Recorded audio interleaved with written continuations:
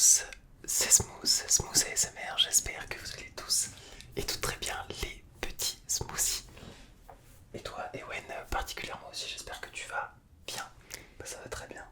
Et bien je suis ravi de pouvoir tourner cette vidéo chez toi, merci beaucoup de m'inviter. Donc le cadre n'est pas forcément celui dont vous avez le plus l'habitude. J'ai essayé de me contraindre justement à l'environnement que Ewen me propose avec du matériel de qualité. On tourne avec une super caméra, avec une super lumière et avec des super micros. Il avait tout ça à sa disposition. L'idée c'était d'organiser pour recréer un petit peu l'ambiance qu'il avait envie justement. Et du coup j'ai essayé de mijoter un peu tout ça. Le maître en la matière a dit que c'était très bien, donc je suis très content. C'est à vous de dire, hein. C'est à vous de donner votre point de vue. Voilà, en commentaire n'hésitez pas. Le but de cette vidéo, voilà, c'est d'interviewer Ewen. Et qui de mieux que lui-même pour justement parler de lui. Je te laisse te présenter et ensuite je te poserai les questions que j'ai sur mon petit téléphone. Ok, très bien, merci.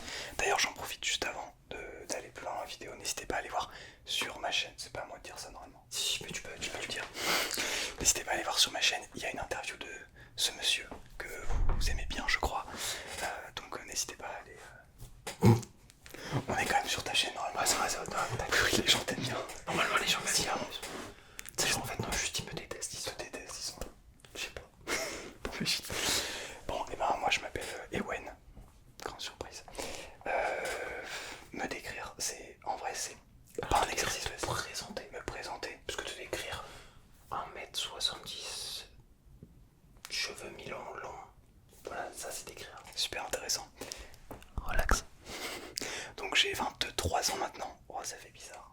Ça fait bizarre de dire ça. J'ai 23 ans depuis une semaine, non 2 semaines à peu près.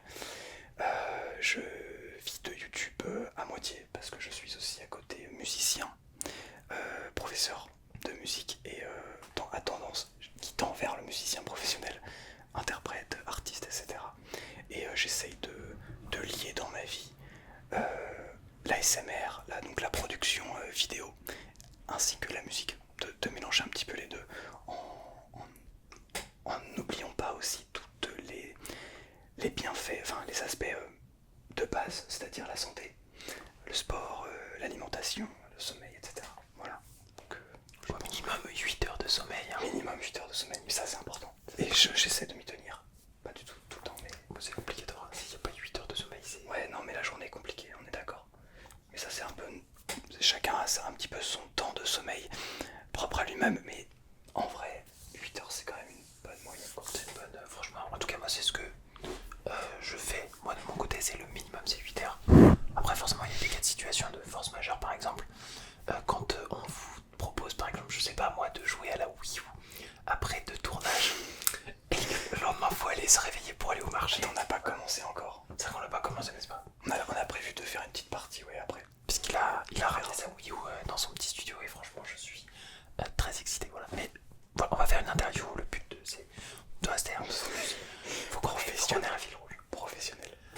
Merci beaucoup pour cette présentation, Ewen. Plaisir. Tu as oublié de préciser dans ta présentation que tu es quelqu'un qui voyage beaucoup, ou en tout cas qui aime beaucoup voyager. Et ma première question sera sur les voyages. Toi qui as beaucoup voyagé, quel est pour toi le voyage que tu as préféré faire et pourquoi? C'est marrant parce que je découvre en même temps que vous les questions. Et j'adore. Il a pas vu les questions. Non, et j'adore. Je lui ai proposé pourtant, mais... Non, mais en fait j'aime bien aussi cette spontanéité. C'est une super question. D'ailleurs, petit aparté, j'ai pas de dentifrice. T'inquiète, réponds tranquille. J'ai pas de dentifrice. Là, autour de la bouche. Non. Ok, ça va. Parce que je me suis brossé les dents juste avant. Voilà, pour que vous puissiez sentir mon haleine. Okay. Je suis désolé, j'avais pas compris. Le voyage que j'ai préféré le plus, en fait, honnêtement, j'ai pas forcément énormément voyagé en quantité. T'as des gens qui ont déjà fait 5-6 pays à notre âge. Ça peut être un voyage à l'intérieur de la France. Hein. Oui, ça peut mais être une étape d'un tour de France, ça peut être une région. C'est pas forcément. Voilà. Ouais, cela dit, oui. Mais bon, en tout cas, je suis allé une fois loin, c'est au Pérou, où là, vraiment, c'est une expérience assez énorme. Et en fait, j'ai fait des voyages au sein du voyage. voyages, c'est-à-dire qu'au Pérou, j'avais un pied-à-terre à la capitale et j'ai fait plusieurs voyages dans le nord, dans le sud. J'ai visité un peu, pas tout le Pérou, mais une belle partie du Pérou. Et je pense que c'est un. Je sais pas si je mets ça au-dessus ou au même niveau que le GR20 que tu connais, parce que faut savoir que quand je suis allé au GR20 en Corse, vous avez une vidéo de nous deux, notre première vidéo tout ensemble, je crois, sur nos deux chaînes en 2022. Voilà, c'est ça. Je revenais du GR20. Et donc, GR20, pour ceux qui savent pas, c'est un sentier de grande randonnée qui se trouve en Corse, où on marche pendant 2 semaines. Ouais, le principe, tu peux le faire du nord au sud ou du sud au nord, c'est ça? Ouais, c'est ça. Tu peux faire dans les deux sens. C'est ça. Là, le truc, c'est que en fait, la plupart des GR sont très longs. Le GR 34 par exemple en Bretagne, il fait 2000 km. Donc c'est le genre de GR que tu vas pas faire en une fois. GR 20 c'est 180, 170 km à peu près, avec 15 000 mètres de dénivelé, donc c'est assez quand même conséquent, mais tu peux le faire en une fois. C'est ça qui fait qu'il est... En moyenne, tu mets combien de temps pour le faire? En moyenne... Quelqu'un, pas les meilleurs, pas les pros, quelqu'un en moyenne qui a quand même de la bouteille, mais pas forcément... c'est en 16 étapes, il y a 16 étapes, tu peux évidemment je pense ciseler encore plus d'étapes, okay. Mais je pense que quelqu'un qui est quand même en bonne forme physique peut le faire en 14, 13, voire 13 jours. Nous on l'a fait en 11 jours. Ouais. Je pense que c'est quelque chose d'atteignable quand t'es en bonne forme physique. Mais du coup ça fait un défi sportif en même temps qu'une aventure. C'est que si tu veux vraiment faire le défi sportif, que tu le fais en 3 jours, là, du cours, tu dois vraiment quintupler les étapes, c'est assez très costaud. On est sur en plus avec le dénivelé qu'il y a et les aléas aussi, la météo et ça, quelque chose. Non mais c'est une folie. Si tu veux le faire plus tranquille, t'as 15 jours, mais du coup ça fait des expériences différentes quoi. Rester 3 jours sur le sentier, en échange de rester 2 semaines, c'est pas du tout pareil quoi. Mais voilà, je mets à peu près les deux au même niveau et qui m'ont apporté des choses incroyables les deux. De manière différente, vraiment complètement différente. Ouais, forcément entre Pérou et la Corse, on n'est pas déjà du tout sur le même continent. C'est pas du tout le même climat. Ok, très bien. Deuxième question.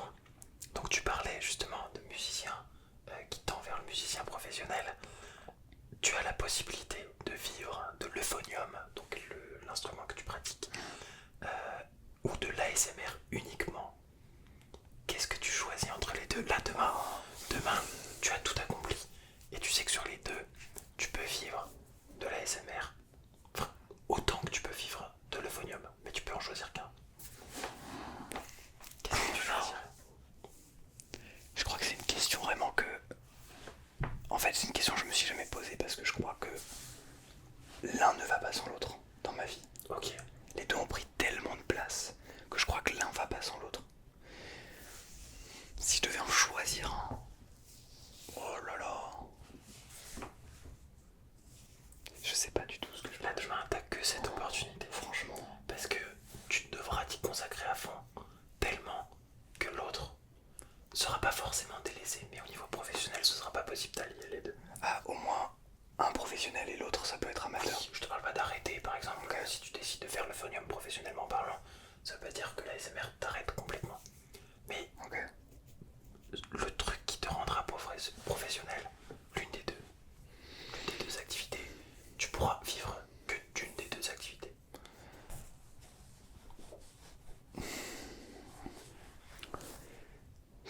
C'est une question vraiment très difficile. Je sais pas si tu te rends compte. Parce qu'en fait là, les deux ont pris une place tellement énorme dans ma vie depuis quelques années. Waouh. Pour info, un euphonium ça ressemble à ça. Voilà, je le mettrai au montage parce que il est dans le couloir de l'entrée, mais on va pas le sortir. Non, c'est un peu compliqué. C'est un peu compliqué, mais je vous mettrai voilà à quoi ressemble un euphonium.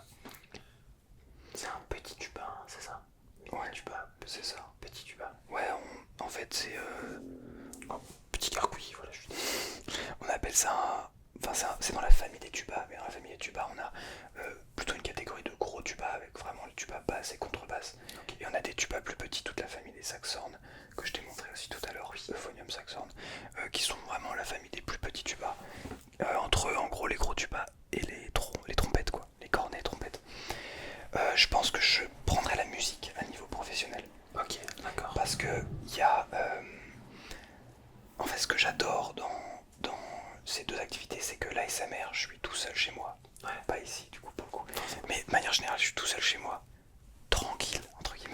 Et ça j'adore en fait, ce côté j'aime bien en fait me retrouver tout seul, j'aime bien ça. Et en fait j'ai essayé de faire que de l'ASMR et me retrouver que seul, je suis pas fan en fait. Ouais. C'est De manière professionnelle. Ouais. C'est moins dans le partage, C'est dans ça. l'échange avec quelqu'un ou avec des clients, non, mais Ouais, de rencontrer en fait. de rencontrer de manière professionnelle des gens. Ouais, c'est ça. Je crois de la rencontre en fait. En musique, je rencontre encore là, il y a 2 jours, j'ai rencontré un mec hyper sympa. Enfin, je sais pas si je peux dire c'est devenu un ami, tu vois, mais parce qu'on s'est rencontrés. C'est super sympa le gars, on a discuté, on est rentré ensemble. Il accompagnait dans l'école de musique où je travaille. Et donc on a discuté et c'est trop bien, tu vois. Et je découvre un autre monde. Il fait du saxophone au CNSM. Incroyable. CNSM, c'est le Conservatoire National de Musique. Supérieur de musique Supérieur de de danse musique, ok. de Paris, du coup. D'accord. Je parle de Sud Paris quand je parle. Mais enfin voilà, après, je pense que je garde la musique pour ça. Vraiment parce que il y a ce côté humain. Et quand même l'ASMR d'un point de vue amateur, pour garder quand même le fait de rentrer chez soi et de se dire ok là on se pose. Proximité avec ton petit monde, comme Ouais, ça, voilà. c'est... Oui, puis en plus il y a les gens qui nous suivent, qui est aussi un... je sais pas, il y a ce côté un peu communauté, mais en même temps communauté cocooning. Ouais, c'est ça, ok, ouais, je vois. Mais à dissocier du monde professionnel. Ouais, Ok, ouais, bah si je devais choisir, mais je pense que je choisirais pas jamais. ok. Bah, en tout cas, j'espère que tu pourras vivre tes 2 passions, c'est ce que je te souhaite. C'est ça. Ça, pour l'instant ça va. Bah écoute, 3e question qui reste du coup en rapport avec la musique. Pourquoi et comment le phonium? Enfin, voilà, comment ça se fait? Pourquoi? Qu'est-ce qui a fait que tu as choisi cet instrument? C'est encore une très bonne question. Franchement, Merci. les questions chapeau, je crois que J'ai travaillé ma vidéo. je vais pas arriver à ta cheville. Tu préfères le miel ou le Nutella? Non, quand même pas. Non, ça va être aussi très intéressant. Allez voir son interview. Sur sa chaîne. Sur ma chaîne. Comment je suis venu à l'euphonium? En fait, j'ai commencé la musique j'avais 5 ans, donc maintenant ça fait 18 ans, un truc comme ça. Wow. Ça fait 18 ans que je fais de la musique. Ça date, hein. Ça date. Je commençais avec l'éveil instrumental, tu vois, classique. Et ensuite, je me suis mis à la trompette. Parce que, apparemment, quand j'ai soufflé dans une trompette, les profs se sont retournés. Tu vois, j'avais jamais fait de musique, j'avais 5-6 ans. Et les profs étaient incroyables. Ça, c'est une histoire qu'on m'a rapportée. C'est toujours ce qu'on raconte. Toi, t'en as le souvenir? J'ai le souvenir d'être dans la salle, ouais, et d'essayer la trompette, mais j'ai pas le souvenir que tout le monde se soit retourné. Enfin, je pense pas trop conscient de tout ça à l'époque.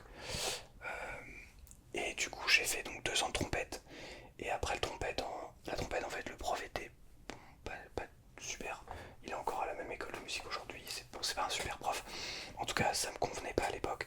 Et donc, il y a le professeur de phonium, qui faisait donc le tuba, qui faisait clarinette et tuba. Il avait pas d'élèves, je crois, en tuba, ou peut-être 1 ou 2 max. Et donc, il m'a proposé de faire parce qu'ils avaient besoin de basse.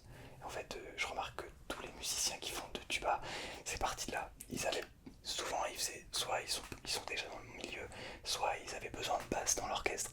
Et donc, ils prennent un petit tuba parce que quand t'as 7-8 ans, t'es haut comme ça, tu peux pas prendre un tuba basse, quoi. Forcément, parce que le cuivre est tellement énorme. Ouais, c'est ça, c'est trop lourd, c'est trop. Du coup, on prend le grave de l'orchestre, c'est-à-dire un euphonium, ce qui est déjà très grand pour les petits qu'on est. J'étais pas grand. Bah, En vrai, c'est haut comme ça, un euphonium. Bah, vous voyez pas le sol du coup. Ouais, ça fait 3,5 kg. Le mien, il fait 3,5 kg et c'est des belles dimensions quand même. Hein. D'ailleurs, en parlant de hauteur, je viens de voir que tu me mets une tête, ouais. Alors que dans la vraie vie, c'est l'inverse. C'est l'inverse. Mais est-ce que si continue là, je peux pas la baisser? Tu peux pas la baisser? Non, elle est au minimum. Pour de vrai. Bon, en fait, je suis sur une chaise de camping. Mais je suis plus grand que lui en vrai, c'est pour ça. Mais il veut pas l'assumer. Il fait 5 têtes de plus que moi. Il me prend de haut, hein. Il me prend de haut. Ok. Bon, voilà, du coup, et après, j'ai pas lâché le phonium. Depuis un écu, t'as fait que ça. Ouais. Et donc, du coup, tu fais du conservatoire, hein, c'est ça? Ouais, j'ai fait. Depuis tes 5 ans. Alors, j'étais dans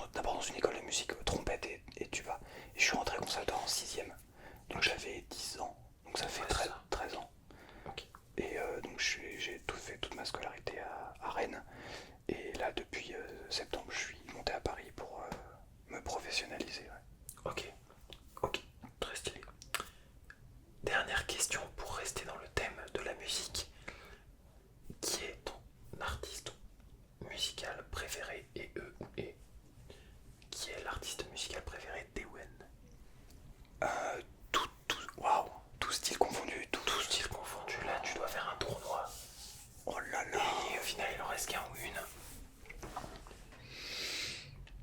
C'est vraiment des questions hyper dures. C'est des questions qui peuvent être, en fait, qui sont très larges. Je me suis dit, je vais te poser des questions. Super large. J'ai encore 2-3 questions bien pointues. Mais ce genre de questions, je préfère poser large. Comme ça, c'est toi qui décides où tu vas. Ouais, C'est toi qui décides d'emmener Bien sûr. nos chers auditeurs et auditrices dans quelque chose qui doit t'intéresser, donc qui de facto. Alors de facto, ça veut dire de ce fait, va les intéresser. Non, parce qu'il y en a, ils viennent de TikTok, du coup j'essaye de. Voilà, Je crois que vous pouvez. ils se reconnaîtront. Hyper violent là. Bref, mais du coup, choisis si t'as envie de choisir dans le classique. Donne-nous ton classique. Dans le jazz, donne-nous ton artiste ou tu réponds comme tu veux. Je te donne un thème et Franchement, je crois que j'écoute pas un artiste en particulier. ouais, t'écoutes assez de manière globale. Ouais. J'ai l'impression que c'est souvent les musiciens comme nous. Pareil, moi je n'écoute pas un seul artiste. Alors il y en a un que j'ai beaucoup écouté, c'était Hugo DSR tout le long de l'année. C'est du rap relativement conscient. Mais j'écoute de tout, tu regardes mes musiques. J'ai du classique, du jazz, du blues, de la techno, du rap, du rock, de la pop, de la funk. J'ai vraiment de tout. Ouais, c'est hyper enrichissant en fait, tous les styles de musique. Ouais, vraiment. Je crois que j'écoute pas autant de styles que toi en vrai. Je pense que j'écoute un peu plus de classique. Forcément, c'est ton métier. Ouais, c'est mon métier, mais tu vois, c'est marrant parce que des fois on parle, enfin, où j'écoute des podcasts de musiciens et tout le monde n'écoute pas forcément de la musique classique. T'as des gens, des professionnels, hein, des gens qui sont dans des orchestres de parisiens et tout ça, qui disent bah moi j'écoute pas du tout de musique classique quoi. Ok. Alors qu'ils font que ça, c'est leur métier. Que c'est leur métier. Donc Bah, en vrai, je prends l'exemple. Par exemple, il y a des footballeurs professionnels au plus haut niveau qui ne s'intéressent pas au foot. Ils sont juste là pour jouer leur match ouais. et ils s'en foutent complètement de ce qu'il y a à côté, qui a fait quoi comme résultat. Je prends l'exemple de par exemple Francis Coquelin, un joueur de Villarreal. Alors je sais plus s'il est à Villarreal. Il est sorti en interview. Je suis même pas au courant de ce que l'équipe en face a fait, l'équipe à côté a fait au niveau du même classement. Okay. Je m'intéresse pas au drama du foot, je m'intéresse pas au truc. Moi je suis juste là pour jouer mes matchs parce que ils kiffent, c'est de manière professionnelle. Mais c'est juste le pro. Après le perso, il déconnecte complet et ça reste pas dans le foot. Ouais bah c'est ça. C'est ça parce que en vrai tu fais bien de faire le lien avec le foot parce que c'est la musique c'est comme un sport de haut niveau en fait. Exactement.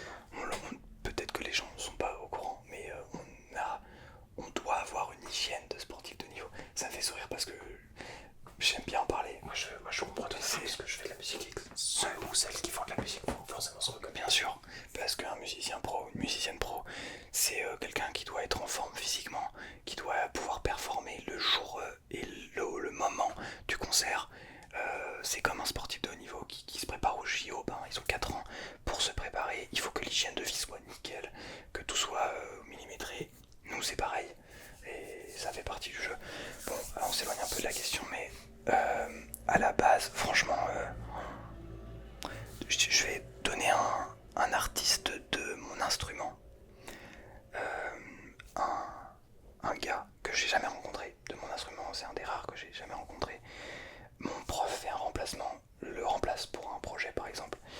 Donc il est, tu vois, je suis pas loin de le rencontrer sûrement un jour. Et c'est un peu le gars qui pour moi a le meilleur son de phonium de la planète. Ok. Il est français. C'est une. Est-ce qu'on peut le comparer à Cristiano Ronaldo genre? J'aime bien les comparer au tennis. Ok, la style. Moi je vois en lui plutôt Nadal. Nadal, ok. Djokovic, je vois un autre professeur, le professeur de Lyon, du CNSM de Lyon. C'est hyper drôle de tête, ils sont tous, tu vois, très très très très forts. Mais lui, donc il s'appelle Anthony Caillé. N'hésitez pas à aller voir. Voilà, petite pub pour le phonium aussi. Mais Anthony Caillé qui a un son, mais c'est pur. C'est exceptionnel. Bon, il s'en parlait de tout ce qu'il a gagné. Il a tout raflé sur son passage. Il a tout raflé. Il a tout gagné. Il est tout, enfin, il a tout. C'est que sur le papier, mais en vrai, c'est monstrueux. C'est monstrueux. Il maîtrise l'instrument, la famille d'instruments à un niveau démentiel. Vraiment. Okay. Quand tu l'écoutes, il monte à des aigus. Dis-toi que comment t'expliquer ça, je pense qu'il monte plus haut que le piano avec l'instrument. Par exemple, en gros, on a plusieurs. On a l'avantage d'avoir 5 octaves. Ouais. Je te parle musique si tu comptes. Oui, voilà. En gros, de base, déjà un débutant, une octave c'est pas mal. Ensuite, on a 3 octaves. Pour quelqu'un de confirmé. Pour quelqu'un qui joue, ouais, qui maîtrise bien. Et ensuite, on va taper. Donc là, on est dans le do grave. Et là, on est dans le do aigu. Oh, attends, je suis perdu. Contre une, bref. En gros, moi, j'arrive par exemple à aller une octave en dessous de ça et une octave au-dessus de ça. Ici, on arrive au bi-ut. Et le mec joue des bi-ré. Voire des bimi des fois. Le bi-ut, je le sors quasiment jamais. J'ai déjà réussi à le sortir, mais tu vois, c'est vraiment pincé. Il faut vraiment envoyer beaucoup d'acier. Enfin, bref, c'est quelque chose. C'est que la technique, là, je parle, mais c'est pas très intéressant. Mais en gros, je me permets de faire une pause. Il se peut que vous entendiez derrière des chauffards. Du coup, on était sur. Désolé, ça a coupé. Bi-ut. Oui, ouais, bi-ut, c'est un truc déjà. Pas tout le monde sait le faire. Le mec va encore plus loin. Il a une légende. C'est une légende. En vrai, il va. C'est énorme. Enfin, bref. C'est extraordinaire. Pas propre. Dans mon instrument. On reste dans le phonium. Ouais, Ok. Alors sûr. Encore une question assez large, mais plus sur la musique. Peut-être en fait. Où est-ce que tu te vois dans 5 ans? À 28 ans?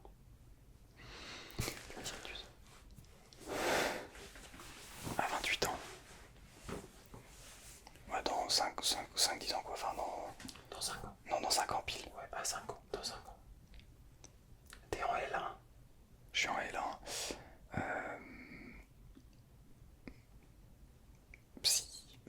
Ouais, donc quoi, je me vois dans 5 ans.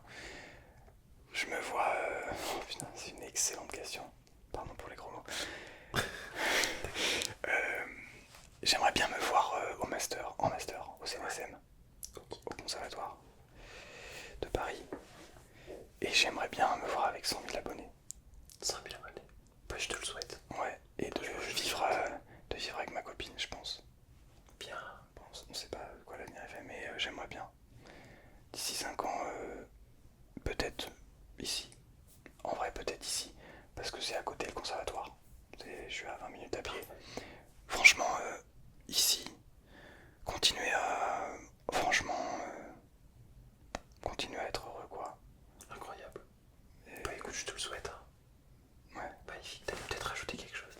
Non, je réfléchissais, mais en vrai, continuer ce que je fais actuellement et j'espère que d'avoir une carrière encore plus développée, de pouvoir jouer un peu partout, de pouvoir continuer les vidéos et que ça marche vraiment bien, quoi, de pouvoir vraiment vivre.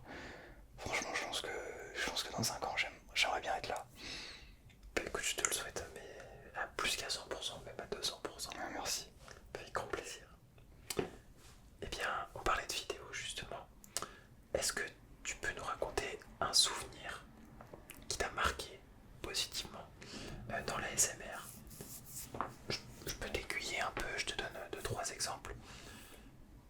On t'a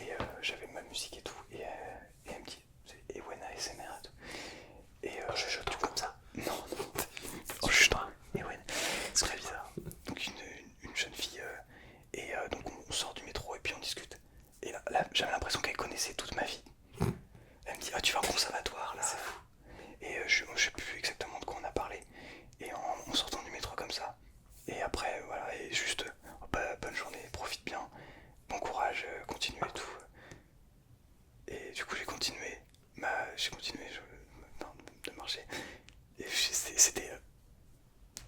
What the fuck? Là tu te dis mais... Ce que je fais, ça a de l'ampleur. Ouais.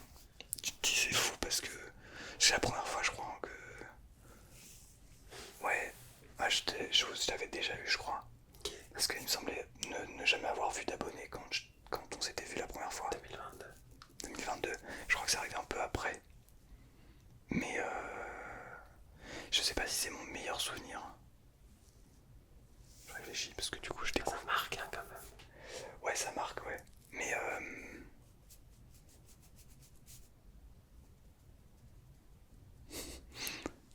bah, je sais pas, là j'en ai pas en tête. C'est déjà un excellent souvenir, franchement, je trouve. Bah, déjà, rien que le fait que tu te rappelles, c'est que c'est marquant. Oui. En plus de ça, ça sort du lot de se faire reconnaître dans la rue. Ouais. Oui, puis là, Il y a quand même une notion des gens que toi tu ne connais pas te reconnaissent, mais pour ta juste valeur, et trouvent ça super et viennent t'en faire justement un retour. ose venir. Ouais, c'est ça, exactement.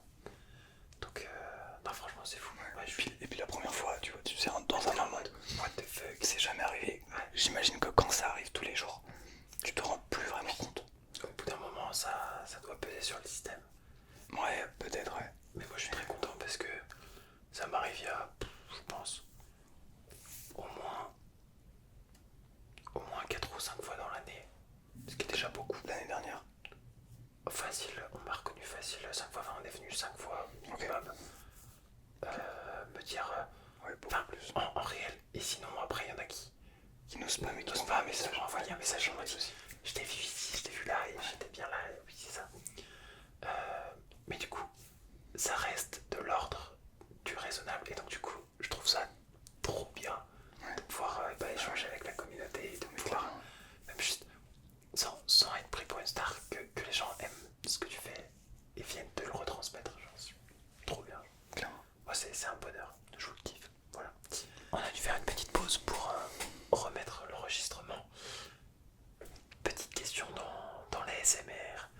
Est-ce que les gens te jugent quand ils apprennent que tu fais de la SMR? Bon, on a eu l'exemple là tout à l'heure au badminton. Ouais. Donc non. Mais est-ce que les gens te jugent? Est-ce que les gens réagissent et se disent what the fuck de la SMR quoi? What? Tu juges tu quoi? C'est de la SMR comme ça? Comme je te disais tout à l'heure, en fait, je parle pas forcément beaucoup de ça. Ce mec est aphone, il ne parle pas du tout. Aphone, c'est pour les mecs qui viennent de TikTok, c'est quand on n'a pas l'élocution. Du coup, c'est pas vrai, mais intéressant. Là c'est bon, ça enregistre. Oui, ça enregistre. Oui, ça enregistre quand même. Mais non, en fait, j'en parle pas forcément beaucoup dans le monde réel, je vais dire. On a l'impression. C'est un monde virtuel, en vrai. Il faut l'imprimer. Mais j'en parle pas forcément beaucoup. Mais quand j'en parle, en fait, les gens réagissent plutôt bien. Ils sont curieux. Ok. En soi, ils en ont rien à faire. Et ils te le font très vite savoir. En te posant aucune question. Tu fais ah ok. Bon bah là tu te dis bon bah très bien, ça marche, j'en parle pas plus. Soit ils te posent des questions. Et là t'es content un petit peu de. T'aimerais bien que ça aille même plus loin encore. Je te rapproche un tout petit peu parce que je voyais que tu sortais. Ah, tout je sors du cadre. Très Mais bien. en fait, ils sont pas très. aussi. Moi je suis en train de m'emplâtrer là-dedans et toi, tu parles là-bas. Pardon, désolé, je t'ai coupé. Non mais t'inquiète. Mais ouais, franchement, les réactions sont bonnes. Ok. Quand les gens réagissent, moi je note pas de mauvaises réactions, au contraire. Les gens sont plus curieux. Parce que tu sais, je pense qu'il y a eu un effet, un moment où tout le monde a entendu parler de l'ASMR de près ou de loin. Et donc les gens se disent tout de suite ah oui tu fais des bruits de bouche, ah oui tu manges des trucs dégoûtants, machin. Et en fait quand t'expliques aux gens et les gens comprennent, tu vois, tu expliques qu'en fait on fait pas de l'ASMR, on essaie de le provoquer chez les gens et qu'on essaie en plus de créer cette atmosphère. Ouais c'est ça, il y a une vraie démarche derrière de créer quelque chose, en plus déjà de créer du contenu et de nous proposer quelque chose de qualitatif avec du son, des jeux de lumière, quelque chose de visuel. Vraiment que ce soit une expérience à provoquer, comme tu le dis. Ouais. Très bien. J'ai une dernière question qui est très ouverte et très compliquée. J'espère que t'es prêt à te coucher à 3h du matin. Ah oui,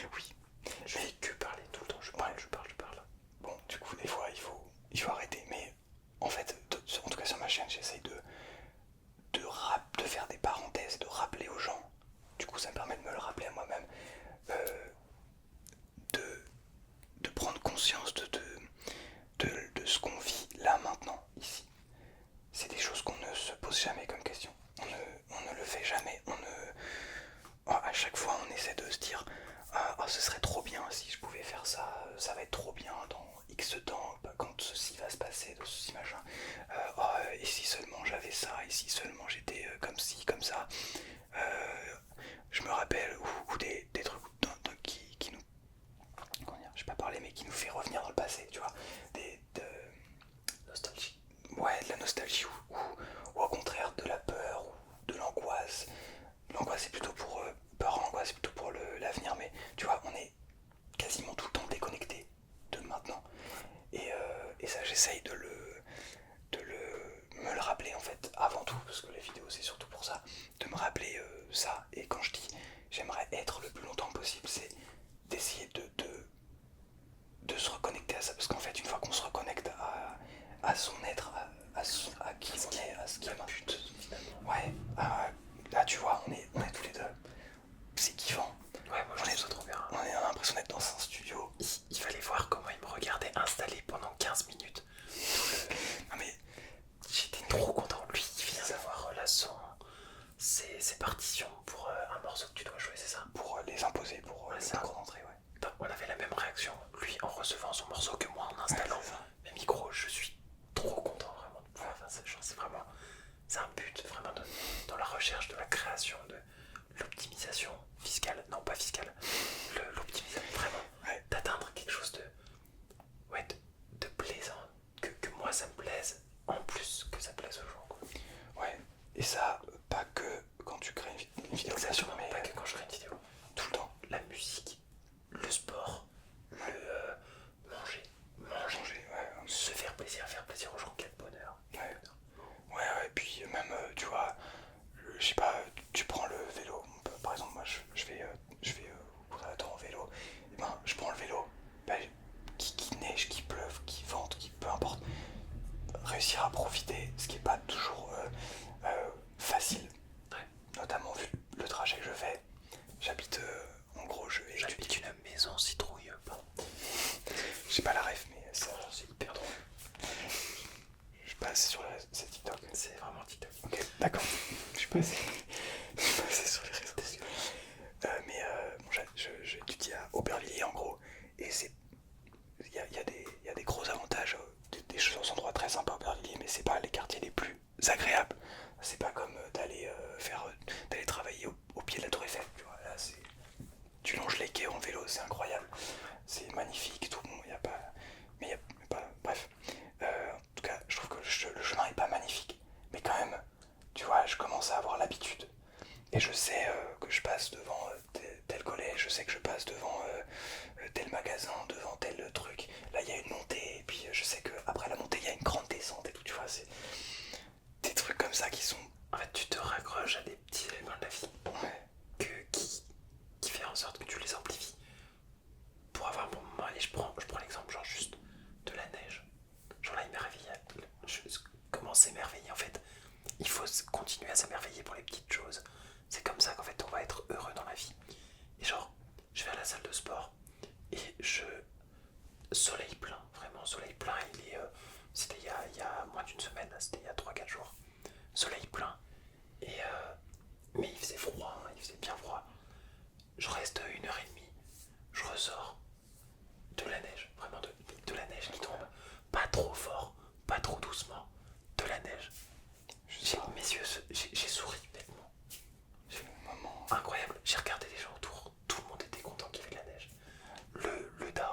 Le papa avec sa petite fille qui est toute contente parce qu'il y a de la neige. Des gars de mon âge qui sont trop contents parce qu'il y a de la neige. Et des petits trucs en fait pour s'émerveiller. Quel bonheur, vraiment quel bonheur.